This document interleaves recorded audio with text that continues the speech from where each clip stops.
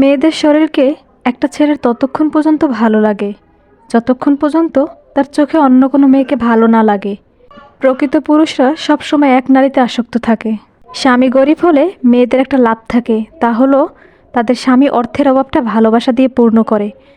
আর সবার কপালে ভালোবাসা সয় না, তাই স্বামী গরিব হয় ভালো।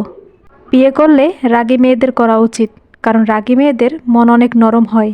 99% মেয়ে স্বামীর অবহেলায় শিকার হয় শুধুমাত্র একটি কারণে, আর সেটা হলো স্বামীর অবাধ্যতা। কোনো নারী যদি স্বামীর কথা না শোনে, তাহলে সে নারীর উপর থেকে তার মন উঠে যায়। ফলস্বরূপ তারা অবহেলা পেতে শুরু করে। মেয়েদের জীবনে বড় শত্রু হলো তার মা, কারণ মায়ের কুবুদ্ধিতে অনেক মেয়ের জীবন নষ্ট হয়ে যায়। তাই মায়েদের উচিত বিয়ের পর মেয়েদের জীবনে বেশি নজরদারি না করা। কেউ তোমাকে পাত্তা না দিলে তুমি তাকে এড়িয়ে চলো, এমন ভাব করো যেন তুমি তাকে চেনোই না। দেখবে সে উচিত শিক্ষা পেয়ে যাবে। মনে রাখো, খারাপ পরিস্থিতি আমাদের যতটা কষ্ট দেয় তার চেয়ে অনেক শক্তিশালী করে তোলে। কাউকে খুব বেশি ভালো মন্দ বোঝাতে যেও না, কারণ এতে তুমি তার কাছে খারাপ হয়ে যাবে। জীবনে কিছু মানুষ খুশি দেয় এবং কিছু মানুষ শিক্ষা দেয়। মনে রেখো, শিক্ষাটাও প্রয়োজন। কিছু কিছু মানুষের সাথে কথা বলে ভালো লাগে, আবার কিছু কিছু মানুষের সাথে কথা বললে শান্তি লাগে। ভেতরটা পুড়ে যায় তখনই যখন ভালো না থেকেও মুখ ফুটে বলতে হয় ভালো আছি। চুপ থাকতে শিখুন, দেখবেন যে একদিন আপনার সাথে খারাপ ব্যবহার করেছে সেও একদিন আপনার পায়ে এসে পড়বে। কষ্ট পেয়েও যারা চুপচাপ থাকে তাদের যন্ত্রণাটা অনেক বেশি, কারণ কষ্টের আগুন তাদের তিলে তিলে শেষ করে দেয়। সবার উপর রাগ করা যায় না, রাগ করতে অধিকার লাগে। যাকে বেশি আপন ভাবা হয়, যার উপর বেশি অধিকার, কেবল তার উপরই রাগ করা যায়।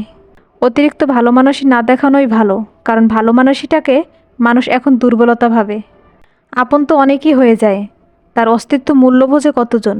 অতীত জানতে চায় অনেকেই, কিন্তু সবটুকু জেনে ভালোবাসতে পারে কতজন। তুমি কতটা কষ্টে আছো তা কেউ দেখতে আসবে না, কিন্তু প্রাণ খুলে হেসে দেখো, সে হাসিতে হিংসে করার মতো লোকের অভাব হবে না। নিজেকে ভালো রাখার দায়িত্ব নিজেকেই নিতে হবে, কারণ খারাপ থাকলে কেউ ভালো রাখতে আসবে না। মানুষের উপরের রং দেখে তাকে ঘৃণা করো না, হয়তো তার এমন কোনো একটা গুণ আছে যা কিনা স্বর্ণের চেয়েও দামি। রূপ দিয়ে তো সবাই নিজেকে সাজাতে পারে, যে গুণ আর চরিত্র দিয়ে নিজেকে সাজাতে পারে সেই তো আসল মানুষ। শুধু সাপ নয়, কিছু মানুষও তো খুবই বিষাক্ত হয়। সাপকে তবুও দূর থেকে চেনা যায়, কিন্তু বিষাক্ত মানুষদের চেনা খুবই কঠিন। মানুষ জ্ঞানের পরিচয় দেয়, তার কথার যোগ্যতার পরিচয় দেয়, তার কর্ম আর বংশের পরিচয় দেয় তার ব্যবহারে। তুমি খোঁজ না নিলে যে মানুষটা তোমার একেবারে খোঁজে না, সেই মানুষটা আর যাই হোক তোমার না। রঙিন কাপড়ে জড়ানো দেহগুলো সাদা কাফনে মুড়িয়ে গেলে ভালোবাসার মানুষের অভাব হয় না। মানুষ সব পারে, কিন্তু মানসিক অশান্তি থেকে কখনো পালাতে পারে না।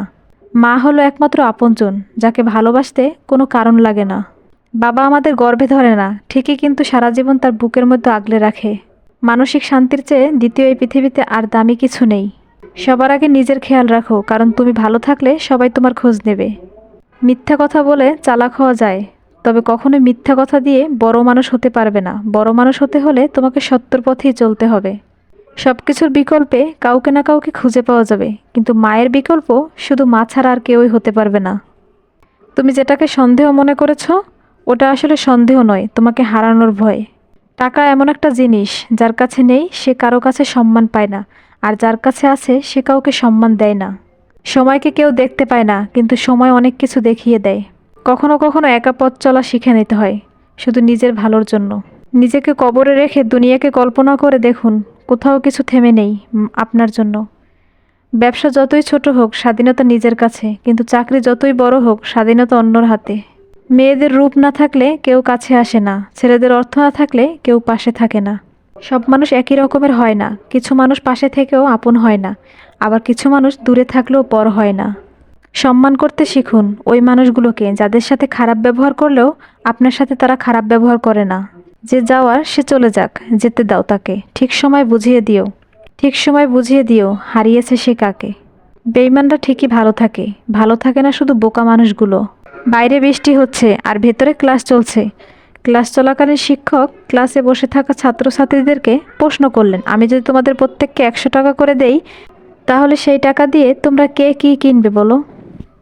কেউ বলল আমি একটা ভালো ক্রিকেটের ব্যাট কিনবো, কেউ বলল চকলেট কিনবো, কেউ বলল ভিডিও গেম কিনবো, কেউ বলল রং পেন্সিল কিনবো। তখনই স্যারের চোখ গেল মুখ নিচু করে বসে থাকা এক ছাত্রের দিকে। শিক্ষক তার কাছে গিয়ে জিজ্ঞাসা করলেন, তুমি কি ভাবছো, তুমি কি কিনবে বলো? ওই ছাত্র নম্র সুরে স্যারকে বলল, স্যার আমার মা চোখে কম দেখে, তাই আমি আমার মায়ের জন্য একটা ভালো চশমা কিনবো।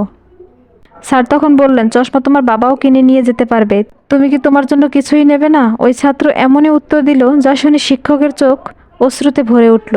ছাত্র বলল, স্যার, অনেক দিন হয়েছে আমার বাবা এই পৃথিবী ছেড়ে চলে গেছে, আর আমার মা কাপড় সেলাই করে আমার পড়াশোনার খরচ আর সংসার চালায়। সেলাইয়ের কাজ ঠিক মতন করতে পারে না। মায়ের জন্য নতুন চশমা এনে দিলে আমি ঠিক মতন পড়তে পারবো। আমি শিক্ষিত হয়ে ভালো জায়গায় কাজ পেয়ে মায়ের সকল দুঃখ কষ্ট দূর করব। এই কথা শুনে শিক্ষক বললেন, তোমার সঠিক চিন্তাধারা হলো তোমার উপার্জনের রাস্তা, তাই আমার শর্ত অনুযায়ী আমি তোমাকে 100 টাকা দিচ্ছি, তার সাথে আরও 100 টাকা দিচ্ছি।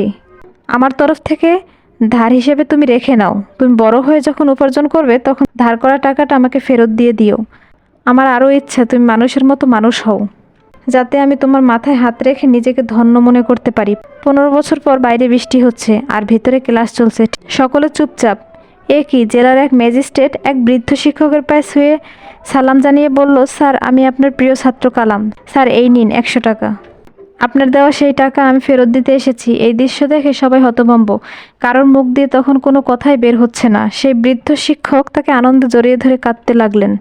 আমরা যদি মনে করি তাহলে আমাদের আত্মবিশ্বাস আর পরিশ্রমের দ্বারা আমাদের ভাগ্যকে লিখে দিতে পারি, আর তা যদি না পারি তাহলে পরিস্থিতি আমাদের সেই ভাগ্য লিখে দিতে সাহায্য করে। তুমি পরিস্থিতিকে ধন্যবাদ জানাও, কারণ এটা তোমাকে সেই মানুষ চিনতে সাহায্য করবে যাকে তুমি আপন ভেবেছিলে। টাকা কামাও, সফলতা অর্জন করো, আমাদের এই সমাজ তোমাকে অনেক সম্মানিত করবে। মানুষ যত তাড়াতাড়ি অতীত ভুলতে পারে তত তাড়াতাড়ি সুখী হতে পারে। মনে রাখবেন, অন্ধ যখন দৃষ্টিশক্তি ফিরে পায় তখন হাতের লাঠিটাই আগে ফেলে দেয়।